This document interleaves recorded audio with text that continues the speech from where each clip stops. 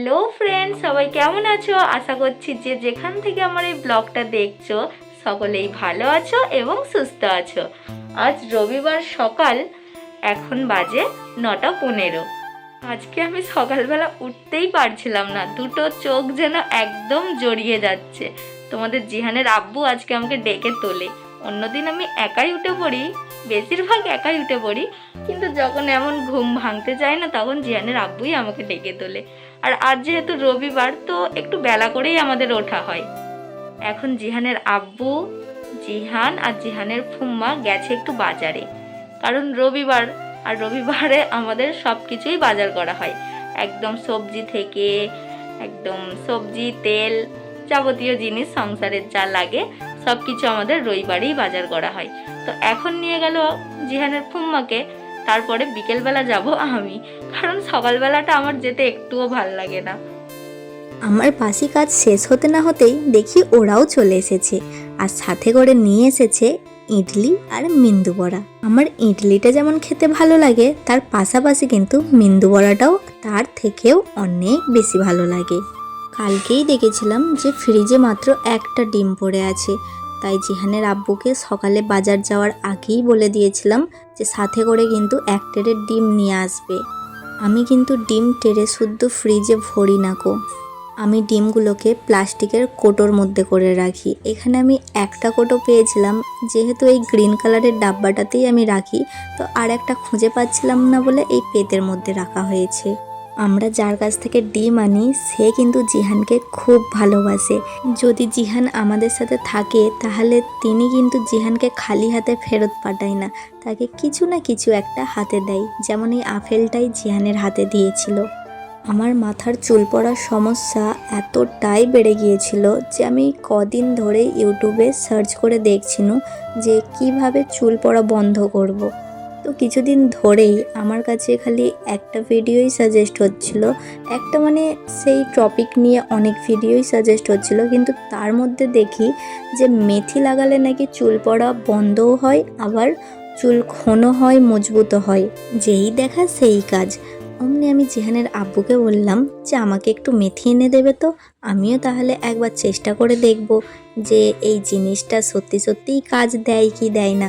কারণ এর আগে আমি অনেক অনেক প্রোডাক্ট ব্যবহার করেছি, কিন্তু কোনোটাতে সেরকম লাভ হয়নি গো। এমনকি আমি ডক্টরও দেখিয়েছি, তাও সেরকম আমার কোনো লাভ হয়নি গো। জিহানের আব্বু বাজার থেকে কিছুটা মাছ এনেছে, দেখো কত বোমলা মাছ এনেছে, আর এনেছে একটা বড় রুই মাছ, যেটার পেটে কিন্তু ডিমও ছিল। আজকের মাছগুলো জিহানের আব্বু আর কেটে আনেনি গো। আমাদের এমনিতে যখনই মাছ নিয়ে আসে তখনই কিন্তু ওখান থেকেই কেটে বেছে একদম নিয়ে আসে, কিন্তু আজকে আর সেরকম করে নিয়ে আসেনি, কারণ আমাকেও তো শিখতে হবে তাই না। আমি সেরকম মাছ বাছতেই পারি না। আমি বিয়ের পর মনে হয় ভালো মাছ বাছেইনি। জিহানের আব্বু যখনই আনতো তখনই একদম পুরো পরিষ্কার করে নিয়ে আসতো, শুধু ধুয়ে তুমি রান্না করো এইটুকুনি। কিন্তু আজকে এরকম করে এনেছে, আমি বলছি ভালো করেছো তুমি এরকম এনেছো, আমারও একটু শেখা হয়ে যাবে, কারণ আমাকেও তো শিখতে হবে। সব সময় তো এমনটা করলে চলবে না, সব জিনিসটা শিখে রাখা ভালো। আজ আমার রান্নার কাজ কিন্তু একদম ছুটি, কারণ রান্নার তোড়জোড় করছে আমার ননদ। সে কিন্তু অনেক ভালো রান্না করতে পারে, এমনকি আমিও তার কাছে অনেক রেসিপি শিখেছি। আজকের রান্না হচ্ছে বোমলা মাছের ঝোল। ওই বাড়ি ছেড়ে এসেছিলাম একটা বোনকে, আর দেখুন এই বাড়িতে কিন্তু ঠিক আমাকে আবারও একটা বোন দিয়ে দিয়েছে। তার সাথে কত হাসি ঠাট্টা, একসাথে রান্নার কাজে হেল্প করা। আমার মাছ ভাজা কিন্তু একদম হয়ে গেছে, তারপরে আমি মাছগুলোকে ভালো করে ধুয়ে নিয়েছি। ধোয়ার পর আমি কিন্তু নুন হলুদ মাখাই, তারপরেই কিন্তু আমি ফ্রিজে রাখি। জিহানের দুষ্টুমির আর শেষ নেই, একভাবে দুষ্টুমি করে যাচ্ছে। আজকে সকাল দিকে তো অতটা বৃষ্টির নামও নিশান ছিল না, কিন্তু যেই একটুখানি বেলা হলো আর দেখো একদম যেন মুষলধারা বৃষ্টি লেগেছে।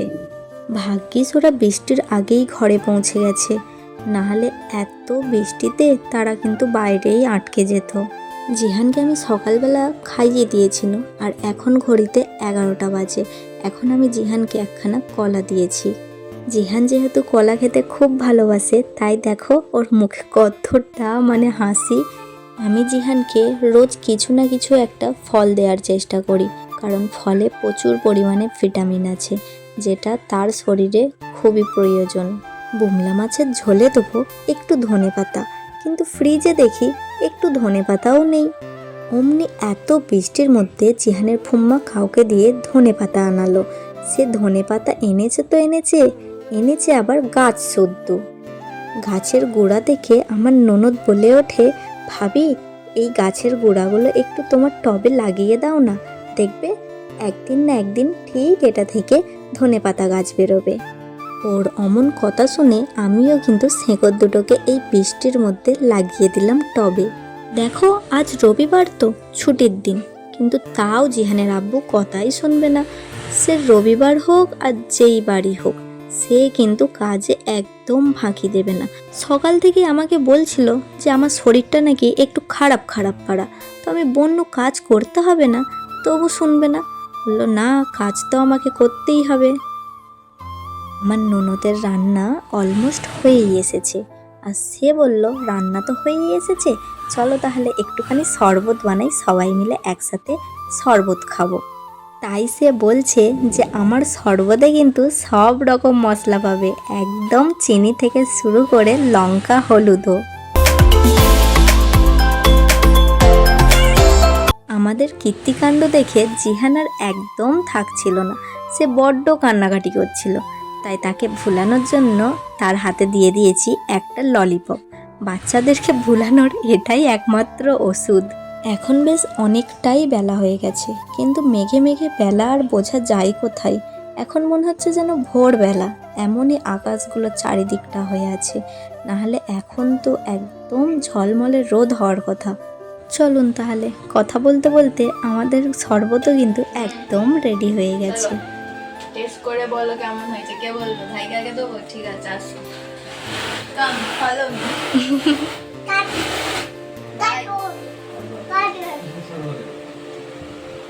মশলা সোডা বিনা। Good good good.